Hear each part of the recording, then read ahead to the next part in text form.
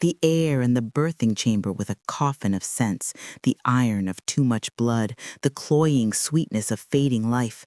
Alpha Zander's world shattered at the sight of his Luna's smile, a beautiful, terrible lie against the pallor of her skin. Her hand in his was already growing cold, her grip a memory of the strength that had just bled out of her.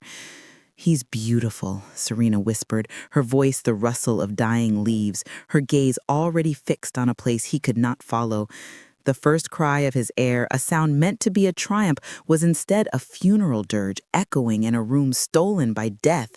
The sound that tore from Zander's own throat was not a word, but the raw, soul-splintering howl of a wolf whose mate had been ripped from its very spirit. It was a sound of absolute ruin, a promise of the unending winter that had just fallen over his heart. And in the cradle, the newborn's cry shifted, answering his father's howl. It was no longer a cry of life, but an echo of the agony he was born into. It was the first of a million cries, a lament that would not cease for 3 months. Chapter 1, The Unending Cry. The sound was a living thing. It was not the simple cry of a newborn, but a raw, serrated wail that clawed at the very stones of Moonfang Keep. It coiled through the stone corridors, vibrated in the iron sconces, and seeped through thick oak doors until even the most hardened warriors felt it behind their ribs, a phantom ache of a wound they'd never received. For 3 months since the red moon had taken his Luna, Alpha Zander's heir had not known peace, and so neither had his pack. Inside the royal chambers, the air was thick with the cloying scents of failed remedies, burnt sage, crushed lavender, and the bitter tang of healers' tinctures. The grand room, once a sanctuary of love and laughter, had become a gilded cage of sorrow. Heavy velvet curtains, the color of dried blood, were drawn tight against the world, trapping the shadows within. Alpha Zander stood by the window, his massive frame a silhouette of pure, unyielding power. He was the Alpha of the North, a conqueror whose name was a whispered threat in rival territories. His hands could crush skulls, his voice could command armies, and his will could bend the very spirit of his pack. But here, in the suffocating quiet between his son's screams, he was nothing. He was a king without a kingdom, a wolf without a howl. The cry began again, rising from the ornate cradle carved from the heartwood of a sentinel oak. It was thin at first, then swelled into a storm of agony that seemed impossible from such a tiny body. "Do something," Zander growled, his voice a low tremor that shook the crystal glasses on a nearby table. He didn't turn to face the 2 healers who stood trembling by the hearth. He couldn't bear the look of failure in their eyes. It was a mirror of his own. "Alpha, we have tried everything," whimpered Elder Maeve, her hands twisting in the folds of her robes. "We've used calming drafts, ancient chants, even a silver charm blessed by the moon goddess herself. Nothing works. It is as if the grief of the Luna's passing has taken root in him." Zander's fists clenched at his sides, the leather of his bracers creaking in protest. "Do not speak her name," he snarled. The name Serena was a shard of glass in his throat, and every cry from that cradle felt like it was being twisted deeper. He had stood over battlefields slick with blood and felt less helpless. He had faced down rogue alphas with murder in their eyes and felt less fear. But this sound, this relentless, keening accusation from his own blood, it was unmaking him. The whispers had started weeks ago, slithering through the castle like smoke. Cursed. The word clung to the tapestries and hid in the shadows. The pup was born under the red moon, the same moon that drank the Luna's life. They said the child was a vessel for that tragedy, an unending echo of the pack's greatest loss. Zander stalked toward the cradle, his boots heavy on the marble floor. He stared down at the squirming infant, his face red and contorted, tiny fists clenched against a world that had offered him nothing but pain. The child's eyes, the same silver gray as Serena's, were squeezed shut, tears tracking paths through the soft down on his cheeks. For a fleeting, monstrous moment, Zander felt a surge of rage toward the child, this creature who had stolen his mate from him. The shame that followed was a cold, dousing wave. "Leave me," he commanded, his voice raw. The healers bowed low and scurried from the room, their relief palpable. Alone, the Alpha's formidable mask cracked. He sank into a large armchair near the cold fireplace, the one Serena had always claimed, and dropped his head into his hands.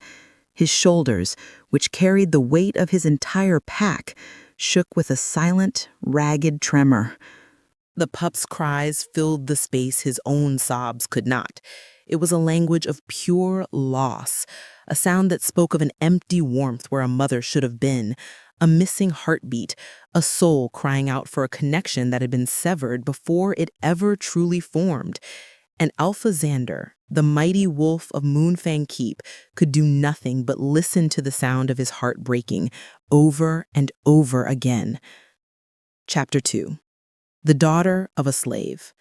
The sound reached even the kitchens, a place of steam, steel, and stone deep in the belly of the keep. It traveled down ventilation shafts and through the thick stone floors, a high, thin wail that made the spoons rattle in their jars and set the nerves of the staff on edge. "Moon's mercy, will it never end?" grumbled Maeve, the head cook, slamming a cleaver down onto a slab of meat with a resounding thud. "It's enough to curdle the milk. That child's cries will be the death of us all." The other servants murmured in agreement, their faces grim. To them, the sound was a nuisance, a terrifying reminder of the Alpha's foul temper and the instability that had plagued them for months. But to Tessa, it was something else entirely. She stood by the large stone sink, her hands submerged in murky dishwater, her knuckles raw. She was an Omega, the daughter of a slave, a ghost in her own home. Her place was to be invisible, to keep her head down and her scent muted, to never meet the eyes of a higher rank. Yet every time the infant's cry reached her, it was as if a string deep inside her chest was being pulled taut. She felt his pain not in her ears, but in her soul. It was a cold, desperate loneliness that resonated with a place in her own heart she kept locked away. Tessa paused her scrubbing, her gaze lifting to the soot-stained ceiling. The others saw a problem. She heard a plea. "Stop your daydreaming, girl," Maeve snapped, her voice as sharp as her cleaver. "The Alpha's beta is doing a surprise inspection. He finds one speck of grease on these pots, and it'll be your hide, not mine."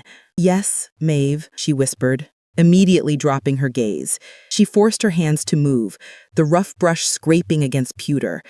But she couldn't block out the sound. As she worked, her lips moved silently, forming the words of a song she would never dare sing aloud. It was a secret melody, a legacy whispered from her mother on her deathbed, a lunar lullaby, ancient and forbidden. The Alphas of old had outlawed it, fearing its power. They claimed it gave Omeda's influence over the hearts of others, a magic that defied the rigid hierarchy of the pack. To be caught singing it meant the lash, or worse. But in the quiet of her mind, the song was her only comfort. Moon of silver, heart of stone, she hums beneath the sway. Hear the soul that weeps alone, night drifts quietly away. Ooh, ooh, ooh, silver thread. Ooh, ooh, ooh, silver thread.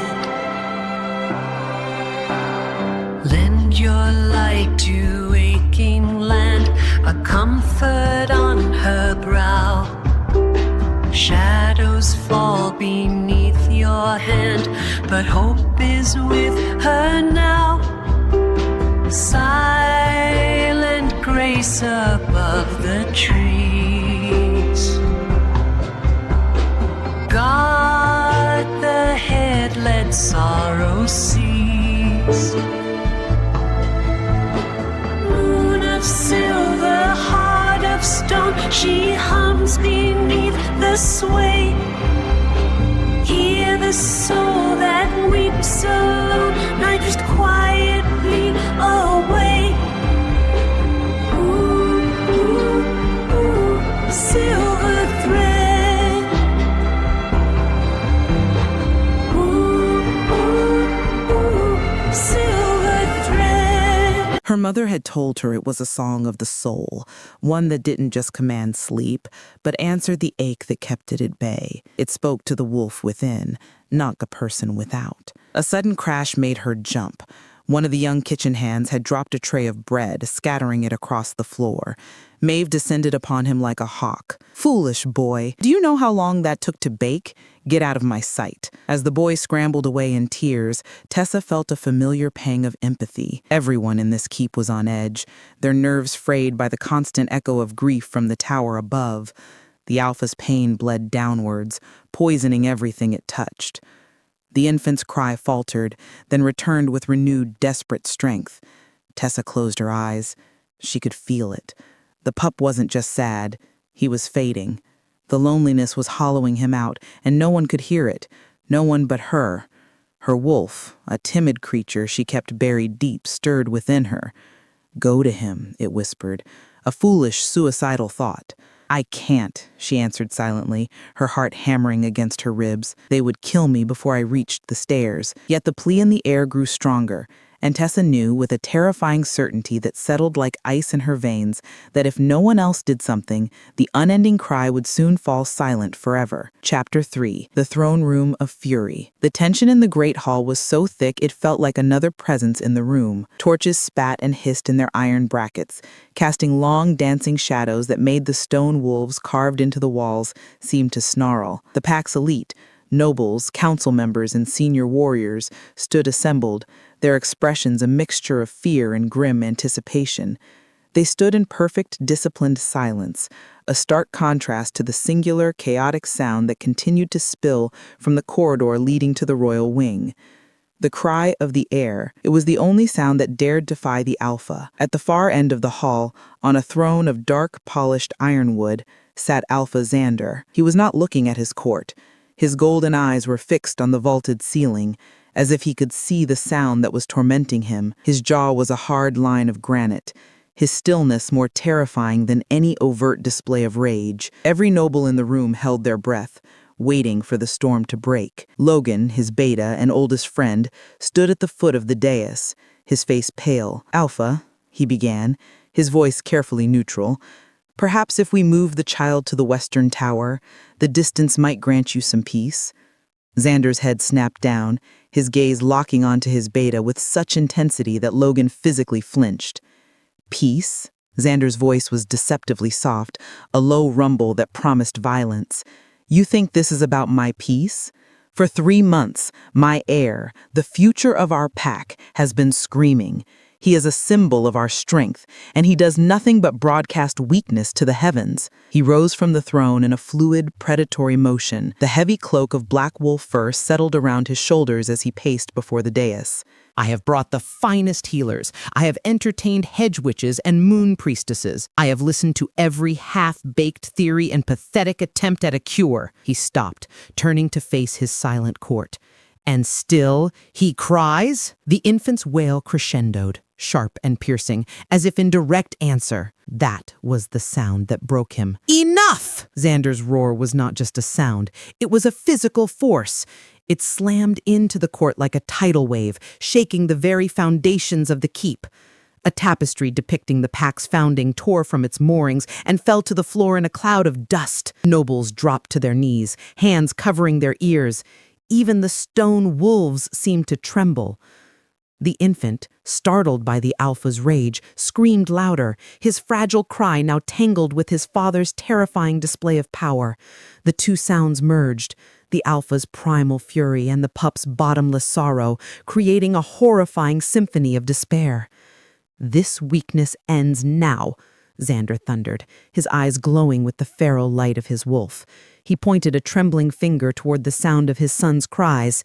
"He is my blood. He will learn discipline. He will learn silence. I will not have my legacy be one of pathetic, endless mourning." He was no longer a grieving father. He was a broken king, raging against the one enemy he could not defeat.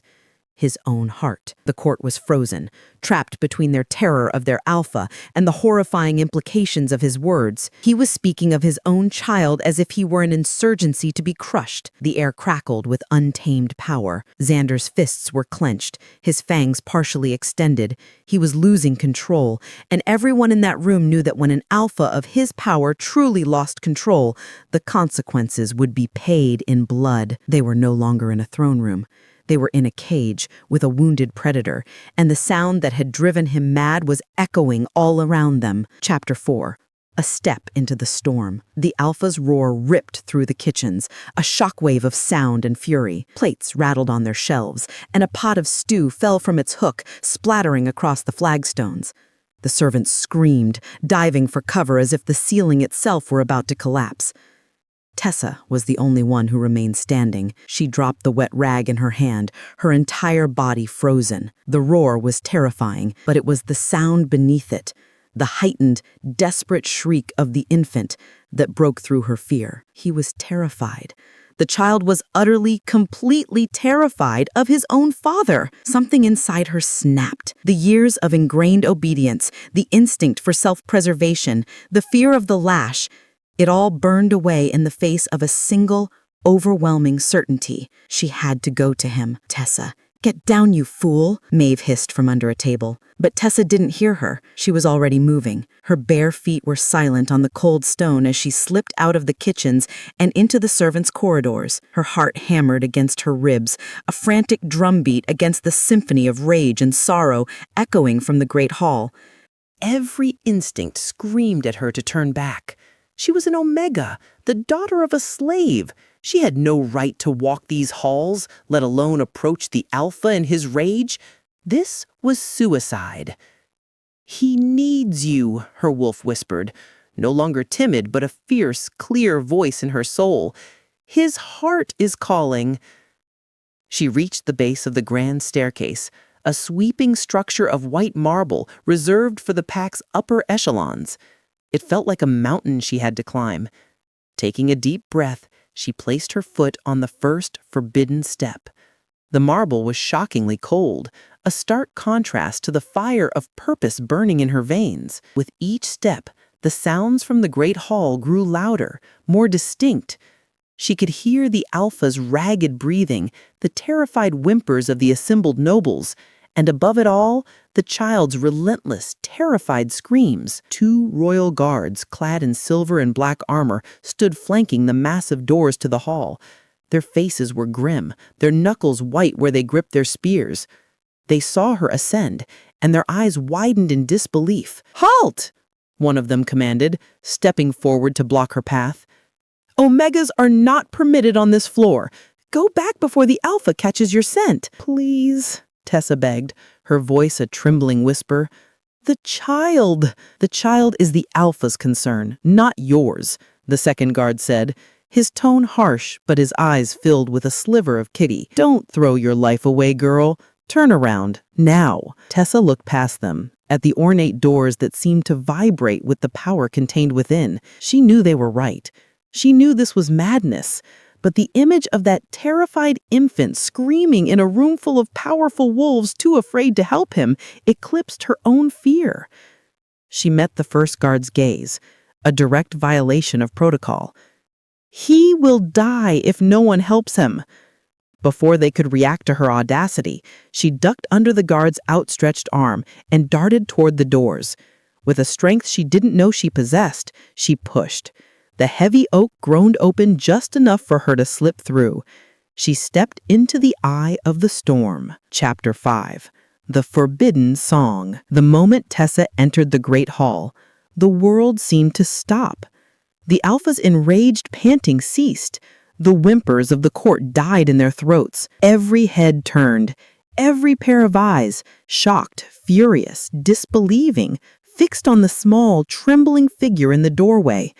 She was a smudge of gray, homespun wool against a tapestry of velvet and steel, a common field mouse that had just wandered into a den of wolves. The silence was absolute, broken only by the thin, ragged cries of the air. Alpha Zander stood before his throne, his chest heaving, His golden eyes, blazing with fury moments before, narrowed into slits of pure ice as they fell upon her. The scent of a low-born Omega in his sacred hall was an insult of the highest order. "Who let this thing in here?" he growled, the words vibrating with contained violence. The guards from the hall burst in behind her, their faces ashen. "Alpha, forgiveness! She slipped past us!" Tessa didn't look at them. Her gaze was fixed on the small, wailing bundle in Zander's arms. The pup's cries were weaker now, exhausted and breathy. Her heart clenched with a fierce maternal agony. She took a single, trembling step forward. A collective gasp swept the room. "Stay where you are," Zander commanded.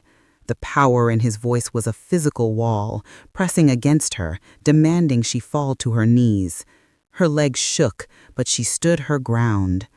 She found her voice, a sound so quiet it was nearly swallowed by the vast hall. "Let me try," she whispered, daring to take another step. "Alpha, please, let me try to soothe him." Laughter, sharp and cruel, erupted from a noblewoman near the front.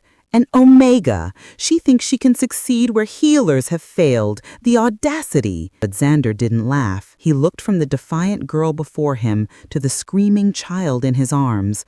A child he couldn't comfort, couldn't silence, couldn't even bear to look at without feeling the phantom pains of his own shattered heart. He was at the end of his rope. He was desperate.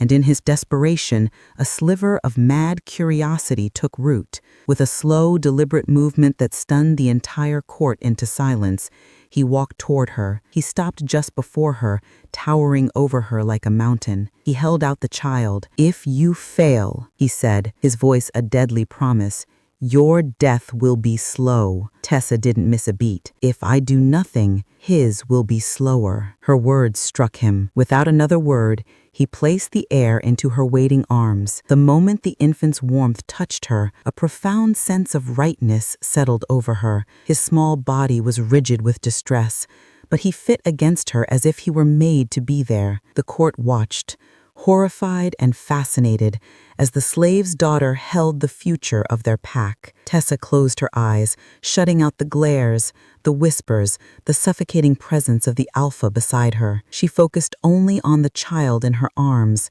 She swayed gently, her feet rooted to the spot, and began to sing. It started as a low hum, a melody that felt older than the stones of the keep. Then the words flowed, soft and clear, filled with a magic that was both raw and gentle.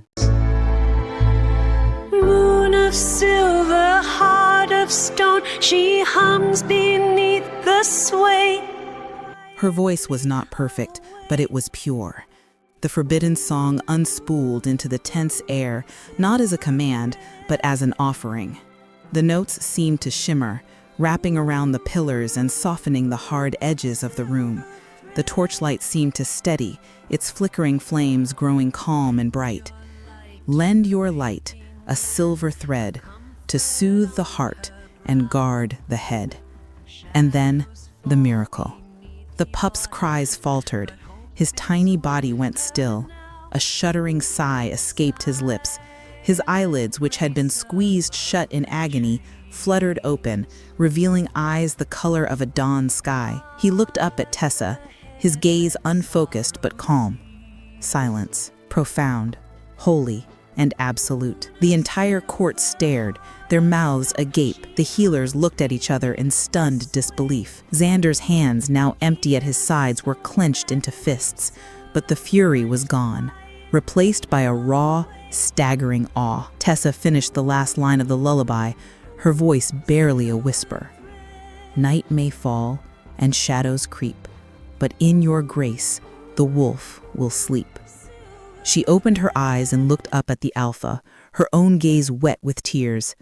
The silence stretched, deep and sacred. Finally, she gave him the truth that no healer or priestess could ever have found. "He is not cursed, Alpha," she whispered, her voice carrying through the silent hall.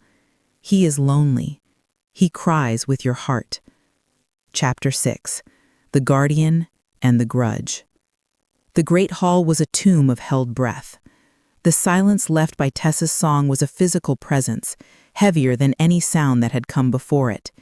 Every noble, every warrior stared at the Omega girl who had done the impossible. In her arms, the heir of Moonfang Keep slept peacefully, his tiny body rising and falling in a rhythm of pure tranquility. Alpha Zander looked from his son's serene face to Tessa's tear-streaked one. The pieces of his fractured world were slowly, impossibly, rearranging themselves around this quiet, trembling girl. The rage that had been his constant companion for 3 months had receded, leaving behind a raw, hollowed-out awe. Logan, his beta, was the first to break the spell. "Alpha," he said, his voice strained. This is a blessing, but she is still an Omega.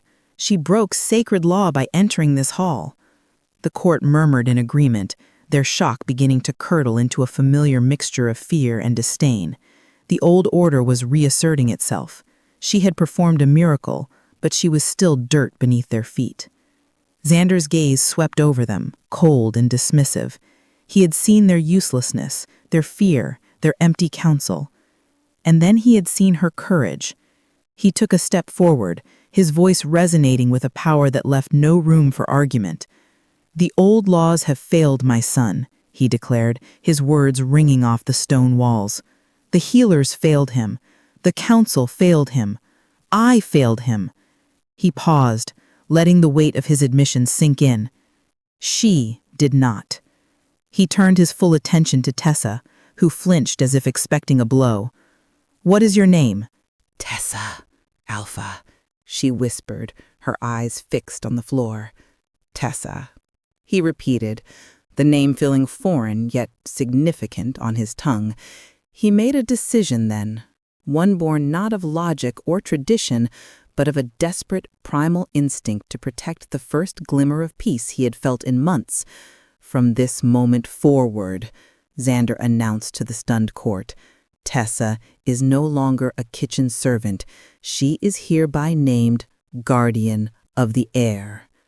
A collective gasp, sharp and scandalized, ripped through the hall. He wasn't finished. "She will be moved to the royal wing, into the chambers adjoining the nursery. She will answer to no one but me. Her word concerning the health and well-being of my son is my word. Her safety is my law." He let his gaze drift over the nobles, landing for a moment on one woman in particular. "Any who question this, or show her anything less than the respect her position demands, will answer to me directly." In the front row, Lady Vivian's perfectly manicured hand tightened on the armrest of her chair. Her face was a mask of polite, noble shock, but her eyes, the color of cold jade, burned with a venomous fire. For months, she had been positioning herself, offering comfort to the grieving Alpha, subtly reminding the court that a pack needed a Luna. She had imagined herself in that role, raising the heir as her own, cementing her power. And now, all her ambitions were being threatened by a nameless, slave-born Omega. A rival had emerged from the scullery, and Vivian would see her crushed. Zander gestured to 2 of his most trusted guards. "Escort the Guardian to her new quarters. See that she is giving whatever she requires." The guards looked at each other, their confusion warring with their duty, before bowing stiffly. As they moved to flank a terrified Tessa, she looked up at Zander, her eyes wide with panic. She hadn't asked for this. She had only wanted to stop the crying. "Alpha, I can't," he said, his voice softer now, for her alone. "You can. You already have." As Tessa was led away, still clutching the sleeping heir, the great hall erupted in a cacophony of outraged whispers. The world had been turned upside down. A wolf from the kennel had just been given a seat next to the throne, and the pack, hungry for order, could smell the chaos to come. Chapter 7. The First Glimmer. The royal nursery was no longer a cage of sorrow. It was now a cage of gilded silk for Tessa. The chambers assigned to her were opulent, with a soft feather bed, tapestries depicting ancient legends, and a window overlooking the moon-drenched valley. Servants brought her fine clothes of soft wool and linen, foods she had only ever dreamed of smelling, and addressed her with a title, guardian, that felt like a costume she was forced to wear. But she was more a prisoner than ever. The servants' deference was brittle, their eyes holding a mixture of fear and resentment. The nobles she passed in the corridors would turn away, their sense sharp with disdain. She was a pariah with a crown, and her loneliness was a constant, aching presence. Zander's breath hitched. He looked at Tessa, his golden eyes filled with a raw, unguarded emotion she had never seen before. In that moment, the cavernous distance of rank between them shrank to nothing. There was only a man, a woman, and a child, sitting together in a quiet room, finding a fragile peace.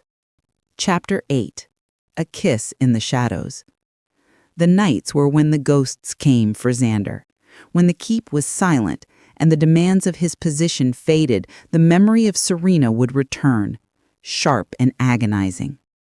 He often found himself walking the ramparts, the cold wind a welcome distraction from the storm inside him. But tonight, his feet led him down a different path, to the warm, candlelit glow of the nursery. He found Tessa sitting in a rocking chair by the fire, Kale asleep in her arms. She was not singing, merely watching the flames dance, her expression soft and thoughtful. She didn't seem to notice him standing in the shadows of the doorway. He had come to see his son, but his gaze was fixed on her. The firelight caught the simple braid of her brown hair, turning it to spun bronze. He saw the slight weariness in the slump of her shoulders, and a fierce protective instinct flared in his chest. "You should be resting," he said, his voice startling her. She looked up, her eyes wide. "Alpha, I didn't hear you." She started to rise, but he held up a hand. "Don't. You will wake him." He walked into the room, the silence stretching between them, comfortable yet charged. He stood by the mantel, staring into the fire. "I stood on the ramparts tonight," he began, his voice low and rough. "The moon is almost full. Serena loved the full moon." He swallowed hard. "I look at him and all I see is her. All I feel is what I lost. I feel like I am failing them both." It was a confession of weakness he had never uttered to another living soul, not even Logan. He expected her to offer platitudes, to tell him he was a great alpha.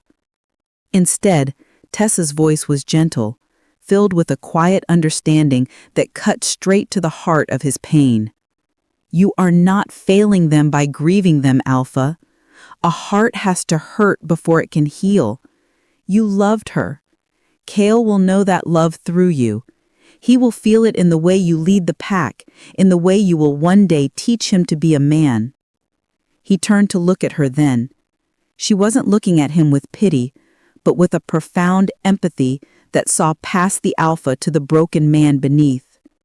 He saw the strength in her, a quiet, resilient force that had survived a life of servitude without becoming bitter. She had saved his son, and now, with a few simple words, she was saving him.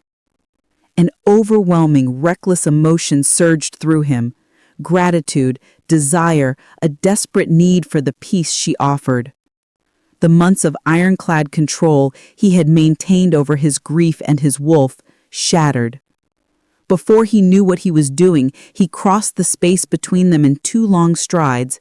He knelt before her chair, his gaze locked on hers. Her breath hitched, her scent flooding with alarm and something else. Something that smelled like anticipation. "Tessa?" he breathed, his voice ragged. He leaned in and captured her lips with his. It was not a gentle kiss. It was a desperate, searing collision of a starving man finding sustenance. It was raw with grief, frustration, and a fierce, undeniable spark of the mate bond flaring to life. Her lips were soft, hesitant at first. Then they yielded under his, a small, quiet sigh escaping her. He tangled a hand in her hair, tilting her head back, deepening the kiss, pouring all his unspoken pain and burgeoning hope into it. The world narrowed to this single point of contact. The scent of her, the taste of her, the impossible softness of her mouth against his. For the first time since Serena's death, Zander felt something other than pain. He felt life. He broke the kiss as abruptly as he'd started it, pulling back, his chest heaving. They stared at each other, both breathless and terrified. He had just broken every rule, shattered every taboo. He had kissed an Omega, a slave's daughter. Tessa's eyes were wide with shock, her lips red and swollen from his kiss. Fear warred with a dawning wonder in her gaze. And Zander knew, with a certainty that both thrilled and horrified him, that he had just unleashed something that could never be taken back. Chapter 9. The Betrayal. Logan watched his Alpha from the shadows of the training yard. He saw the way Zander's eyes would drift toward the nursery window, the way a subtle softness had replaced the hard granite edge of his jaw. The pack was calmer. The air was thriving, but Logan saw only danger. He saw an Alpha being bewitched, his legendary focus being eroded by a low-born Omega. He saw weakness, and weakness invited challengers. His loyalty to Zander was absolute, forged in the blood and fire of a dozen battles. He loved him as a brother, and it was that love that led him down a traitorous path. He believed he had to save Zander from himself. He found Lady Vivian in the castle's rose garden, a place she favored for her private machinations. She was pruning white roses, her movements elegant and precise. "Lady Vivian," he said, his voice low. She turned, a perfect, practiced smile on her lips. "Beta Logan, to what do I owe the pleasure?" "Cut the pleasantries. We have a mutual problem, the Omega." Vivian's smile sharpened. "Ah, yes, the little miracle worker. The Alpha seems quite taken with her. He is compromised. His judgment is clouded. He's putting her before the stability of the pack, before tradition. This cannot continue." "I agree," Vivian said, snipping the head off a rose with a vicious snap of her shears. "But his word is law. He has named her untouchable. Laws can be bent when the good of the pack is at stake. He will not listen to reason. So we must show him the truth. We must show him that she is not a blessing, but a curse." Vivian's eyes gleamed with cold interest. "And how do you propose we do that?" Logan reached into his tunic and produced a small corked vial filled with a dark viscous liquid. "This is an extract of wolfsbane root. It is not a true poison, not in this dosage. It is slow-acting. It will induce a high fever, a shallow breath, symptoms that mimic a wasting sickness. A sickness the healers will not be able to identify or cure." He placed the vial in her outstretched hand. Her fingers were cold. "They will see it as witchcraft," Vivian breathed, a slow, predatory smile spreading across her face. Her dark magic turning on the child she supposedly saved. "Zander is a man of evidence," Logan said, his voice heavy with the weight of his betrayal. "When the healers fail, when the child sickens under her care and hers alone, he will be forced to see. He will be forced to remove her." "And you trust me with this?" Vivian asked, her eyes sharp. "I trust your ambition," Logan replied grimly. "You want her gone. I want my Alpha back. Our interests align." He turned to leave, pausing for a moment. "Do not fail, Vivian, and do not let this trace back to me. I am doing this for him." As Logan walked away, his heart a cold stone in his chest, Vivian uncorked the vial. She brought it to her nose, inhaling the faint, bitter scent. It was the scent of opportunity. The scent of her path to the throne cleared of one small, omega-shaped obstacle. Chapter 10. The Witch's Accusation. The sickness came on swiftly, like a thief in the night. One evening, Kael was laughing in Tessa's arms. The next morning, he was burning with a fever that left him limp and whimpering. His breaths were shallow, rattling things, and a pale bluish tint colored his lips. Panic erupted in the royal wing. Healers rushed in and out, their faces growing grimmer with each passing hour. They brewed teas, chanted spells, and applied cooling salves, but the fever would not break. The child was slipping away before their very eyes. Tessa refused to leave his side. She held his tiny, burning hand, whispering his name, humming the lullaby until her throat was raw. But her song, The one that had once performed a miracle was now useless. Fear, cold and sharp, coiled in her stomach. This was not a natural illness. The news spread through the keep like a plague. The heir is dying. The Omega's magic has failed. It was the opening Lady Vivian had been waiting for. She swept into the great hall during the emergency council meeting, her face a mask of tragic, righteous fury. "Alpha!" she cried, her voice ringing with feigned despair. "Our heir is fading, and you harbor the cause of it in your own home." Zander, who had been standing over a map with his strategists, his face etched with worry, turned to her. "What are you talking about, Vivian?" "The Omega," she declared, pointing a trembling finger in the direction of the nursery. "Can none of you see? She bewitched us all. She silenced the pup with a forbidden song, a dark magic, to win your favor. And now the price of that magic is being paid by the child. She is a witch, and her curse is consuming him." A wave of murmurs and gasps swept through the council. Her accusation played on their deepest superstitions, their inherent distrust of an Omega who had risen so far, so fast. It made a terrible, twisted kind of sense. The head of the council, a grizzled old wolf named Lord Alaric, stepped forward. "Alpha, the lady speaks with passion, but perhaps there is wisdom in her fear. The child was healthy until he was placed in her sole care. The timing is suspect." "Suspect?" Zander's voice dropped to a lethal low. "Are you accusing her?" "We are asking you to consider the possibility," Alaric insisted. "The pack is afraid. They believe a dark force has entered our walls. For the good of the pack, for the life of your son, you must cast her out. Let the healers do their work without her malevolent influence tainting the air." "Execute her," someone shouted from the back. The call was taken up by others. "Cleanse the keep! Death to the witch!" The demand for her blood filled the hall.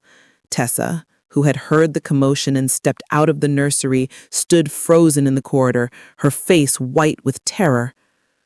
Zander's wolf surged to the surface, a tempest of protective fury. His eyes bled from gold to a burning amber. He looked past the council, past Vivian's triumphant sneer, and his gaze met Tessa's terrified one. He saw not a witch, but the woman who had kissed him in the shadows, the only person who had brought him a moment of peace. He strode through the council members, parting them like a ship through water, and stopped directly in front of Tessa, placing his body between her and the baying mob. He turned to face them, his expression one of pure, unadulterated menace. "The only curse in this keep is the prejudice that blinds you. She saved my son when all of you stood by and did nothing. She is under my protection." He let his gaze sweep over every single person in the room, a silent promise of death in his eyes.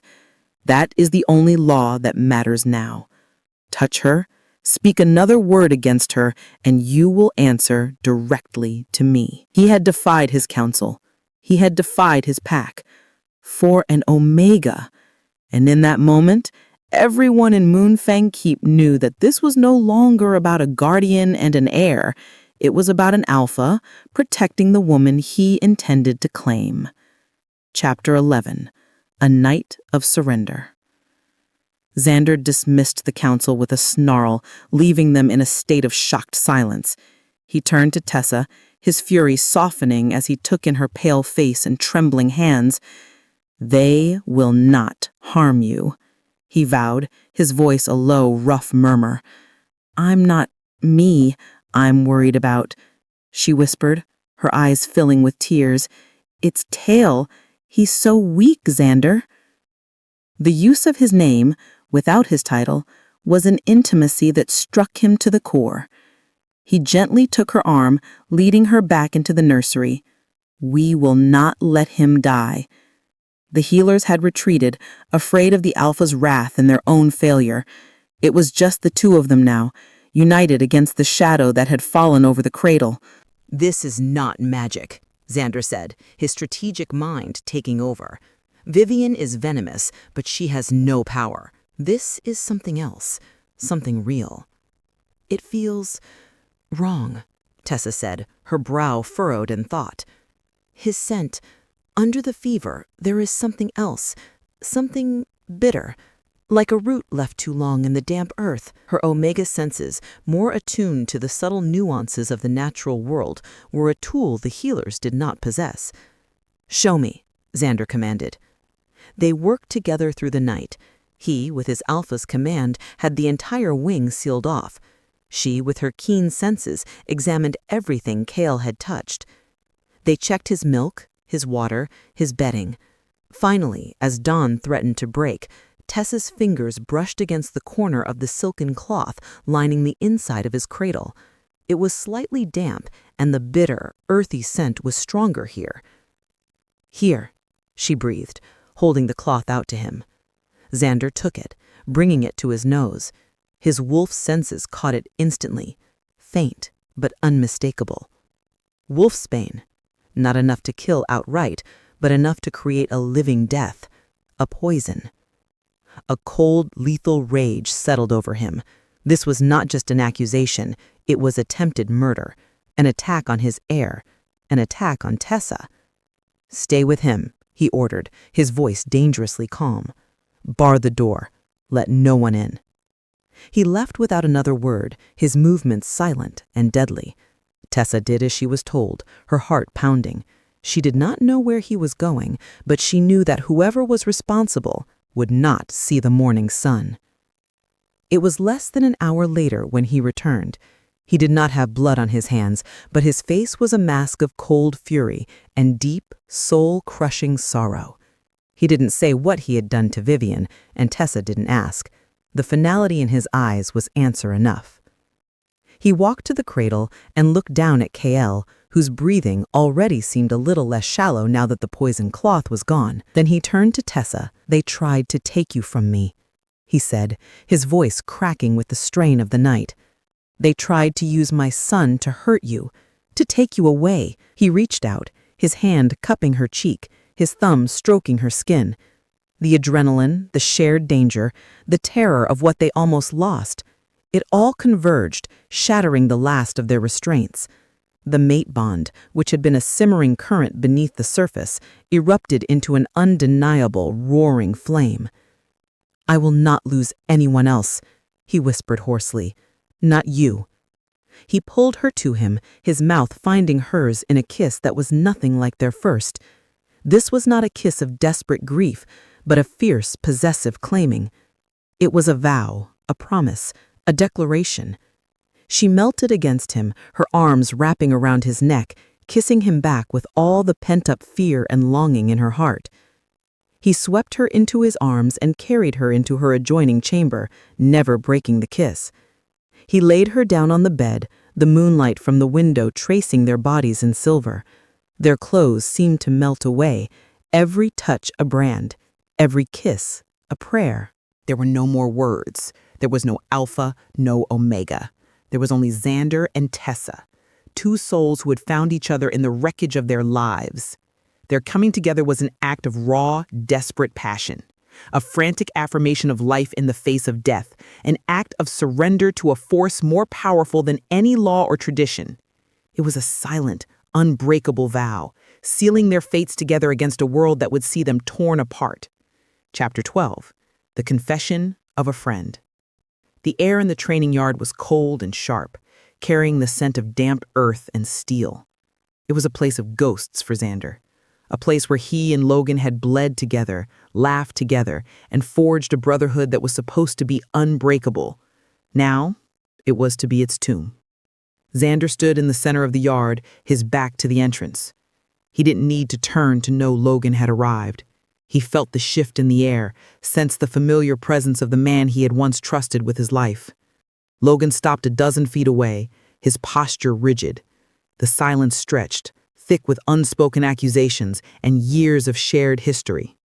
Vivian confessed before she died. She told me everything. About the wolfsbane, about the plot. She told me where she got the poison. He finally turned, his golden eyes locking onto Logan's. They were not the eyes of an alpha confronting a subordinate, but of a man looking at a stranger who wore his brother's face. "Tell me why, Logan." Logan did not flinch.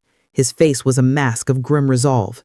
There was no guilt in his eyes, only a bitter, righteous certainty. "I did it for you," he said, his voice steady. "I did it to save this pack from the weakness that has been poisoning it for months." "Weakness?" Zander's voice was a low growl. "You call my son's life a weakness?" "No, I call her the weakness." Logan took a step forward, his hands clenched into fists. "Don't you see, Zander? Before she came, you were a king, a force of nature. Grieving, yes, but still iron. Then she sings her little song and suddenly the Alpha of the North is sitting on the floor playing with blocks and letting an Omega whisper poison in his ear."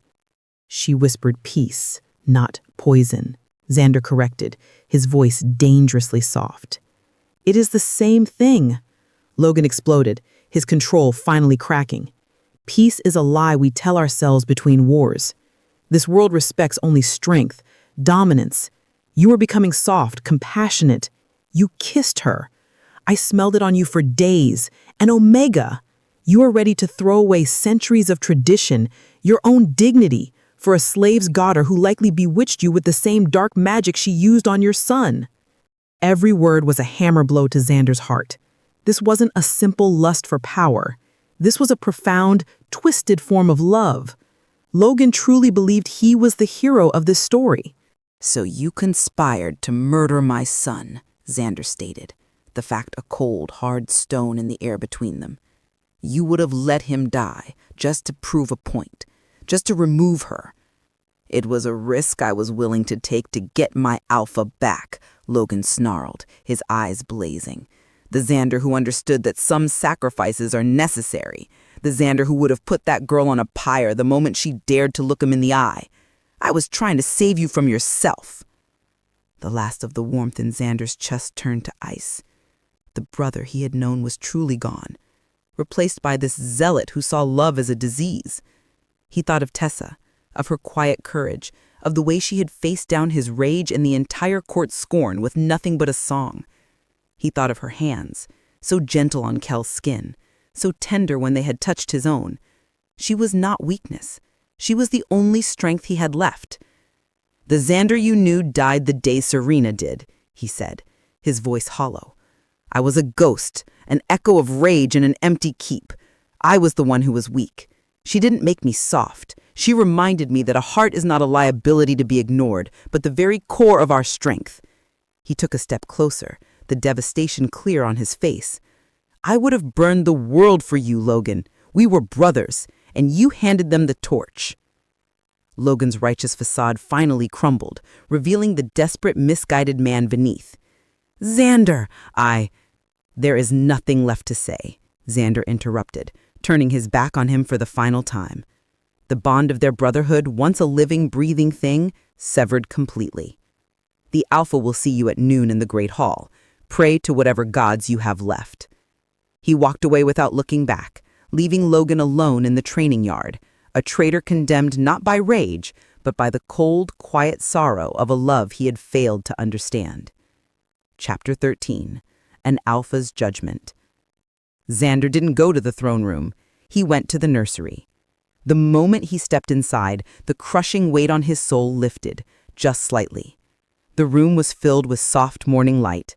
Kale was awake in his cradle, no longer pale and listless, but kicking his feet and making small, happy noises.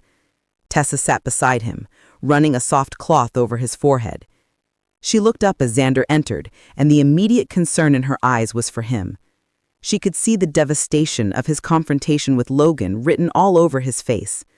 She rose and came to him, placing a gentle hand on his arm. "Zander?" He covered her hand with his own, drawing strength from her touch. "It's done," he said with a rough voice. He confessed. She didn't ask what he would do. She didn't presume to know the laws of his world. She simply looked at him, her gaze clear and steady, and said, "Don't let their hate make you into them. Your heart is what saved Kale. It is the pack's greatest strength now, not its weakness." Her words were a balm on his wounded spirit. She was right. The old Zander, the the one Logan missed, would have had his former friend dragged to the block and executed before the entire pack. It would have been a show of absolute, brutal power. It would have been what was expected. But it would have been an act of vengeance, not of justice. It would have been perpetuating the very cycle of fear and dominance he was beginning to despise. He looked at his son, giggling now as he reached for a sunbeam. He looked at Tessa, his anchor in the storm. He knew what he had to do. At noon, Logan was brought before the council in the great hall. The nobles and elders were assembled, their faces grim. They all knew the law. Treason against the Alpha's bloodline, especially the heir, carried only one sentence: death. Zander sat on the throne, his face unreadable. Tessa standing quietly in the shadows near the corridor, watching. Lord Alaric cleared his throat. Alpha Zander, the traitor Logan stands before you. The law is clear. By your command, sentence shall be passed. Zander's gaze fell on the man who had been his brother. Logan stood tall, expecting death, embracing it as a final act of his misguided martyrdom. The law of our ancestors demands blood for blood, he began, his voice echoing in the tense silence. It demands I make an example of him, to hang his head from the ramparts as a warning against all traitors. He let the words hang in the air, the council members nodding in grim agreement. But the law of our ancestors also led us to this, he continued, his voice rising in power. It created a world where a noblewoman felt entitled to murder, where a beta felt justified in poisoning an infant, where all of you were so blinded by rank that you would have let my son die rather than trust the evidence of your own eyes. The old laws are broken. He rose from his throne. I will not answer this betrayal with more bloodshed. Death is an ending. It is too easy.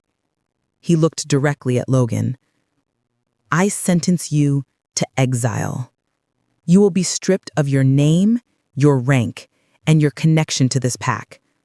You will walk out of that gate as no one, belonging nowhere. You will live every day with the knowledge of what you have done, with the memory of the brotherhood you shattered.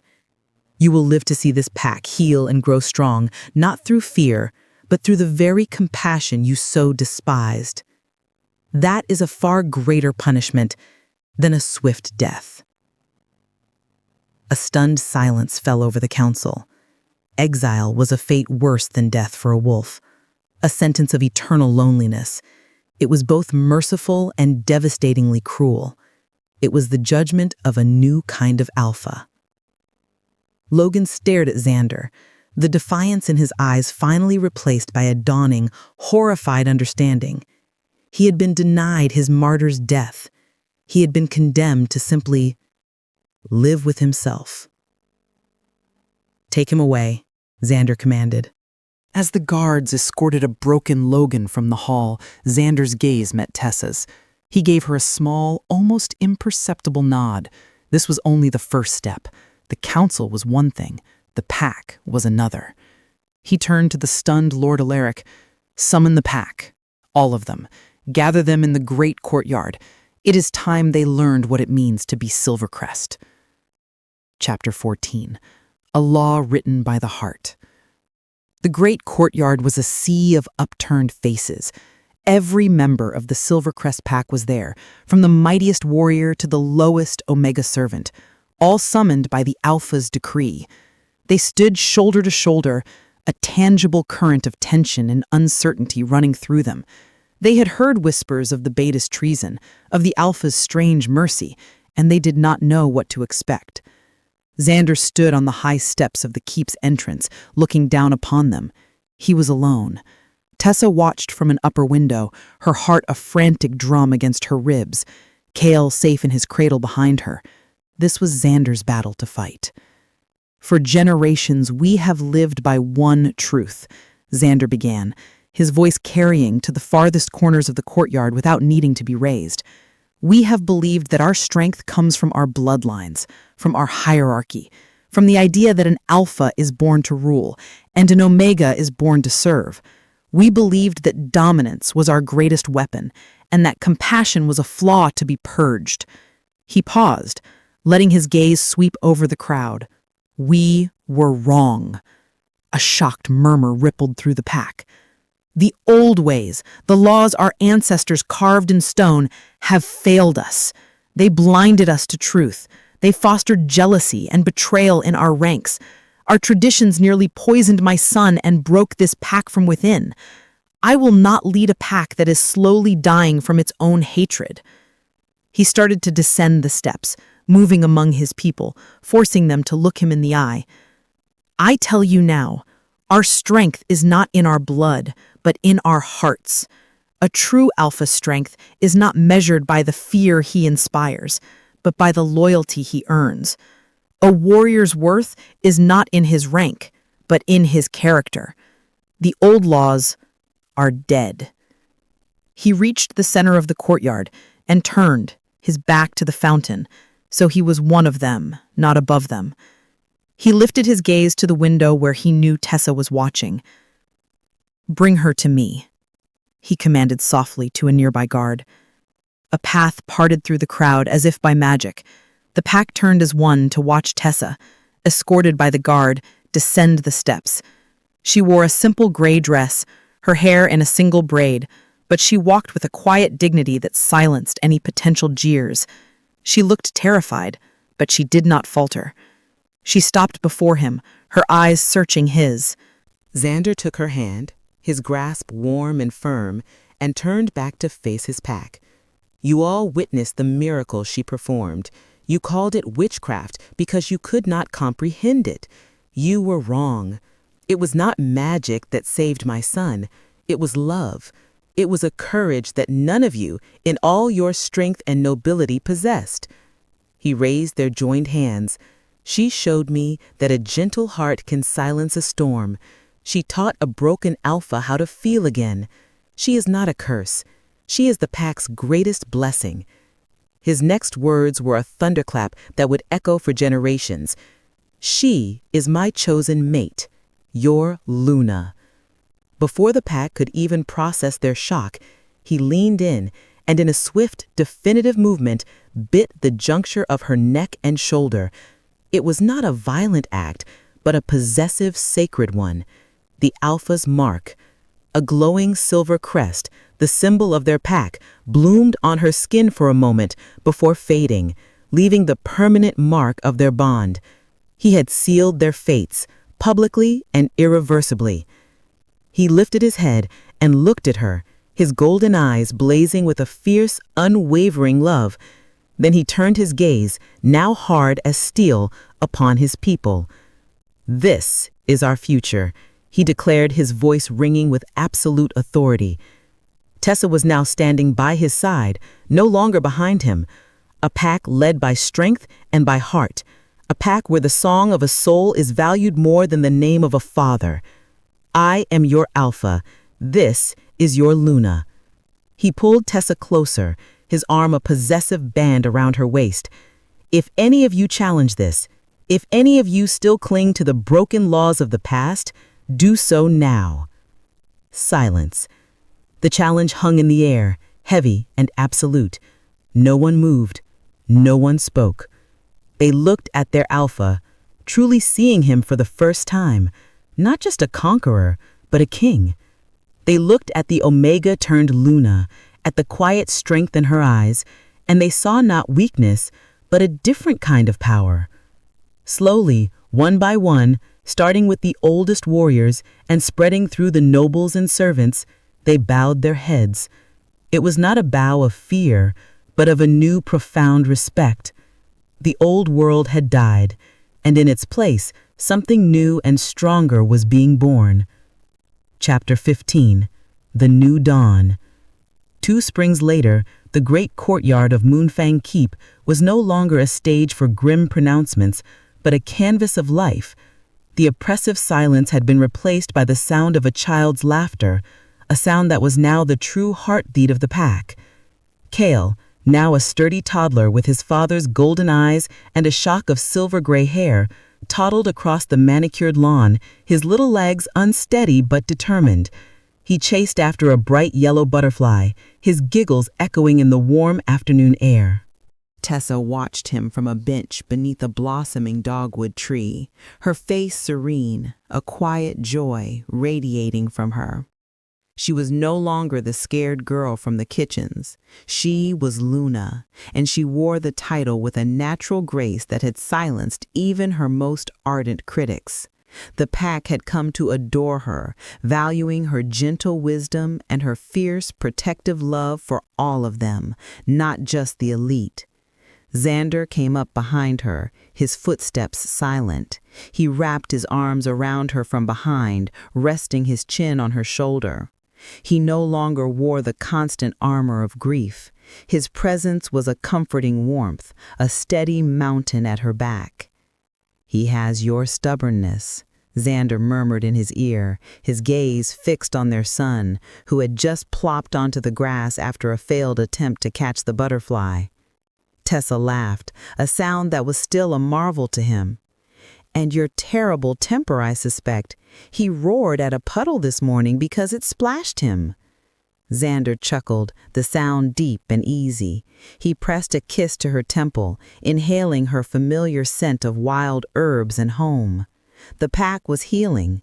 The rigid lines between ranks had softened, replaced by a mutual respect. Logan was a distant memory, a cautionary tale whispered to new recruits. The Silver Crest pack was stronger, more united than it had ever been. As dusk began to settle, painting the sky in hues of orange and violet, Tessa went to Kyle, scooping him up into her arms. The toddler was growing sleepy, his head resting against her shoulder. As they walked back toward the keep, she began to hum softly. It was the lullaby, the song that had once been forbidden, the melody that had saved them all. It was no longer a secret, but a cherished anthem in the castle, a symbol of their new era. Kyle sighed contentedly, his eyes drifting shut. Later that night, after Kyle was asleep in his bed, Zander pulled Tessa out onto the balcony of their chambers. The full moon was rising, a perfect silver disk in a sea of stars, bathing the valley in its ethereal glow. He held her close, his arms wrapped around her, his heart full. He watched her as she gazed at the sky, the moonlight catching in her eyes, making them shine. He thought of the roaring silence that had been his life, the endless, agonizing cry of his son, the crushing weight of his own grief. He thought of this small, brave woman who had walked into the heart of his storm and sung it to sleep. She had not just saved his son, she had saved his soul. He pulled her tighter against his chest, burying his face in her hair. She turned in his arms to face him, her hands coming up to cup his jaw.